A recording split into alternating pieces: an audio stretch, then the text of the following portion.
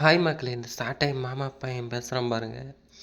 சோறு தான் தின்றானா, பீ தின்றானான்னு தெரியாது. ஆனால் வந்து பார்த்தீங்கன்னா, விஜய் சார் வந்து சொல்லிட்டாரு என்னான்ட்டு, அந்த பிரச்சனைய விட்டுருங்க. அது ஒர்த்தே கிடையாது.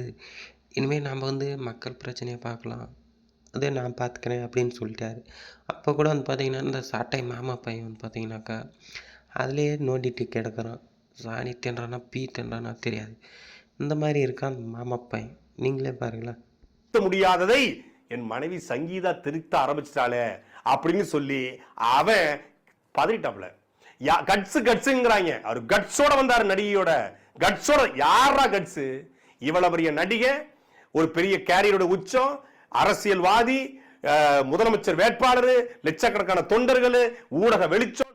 சனியம் பிடிச்ச நாய் உங்கள் அண்ணா சீமா நல்லா 4-5 பேரை வச்சுட்டு ஓட்டிகிட்டு இருந்தவர்றா பண்ணி தாயில புறம்போக்கு.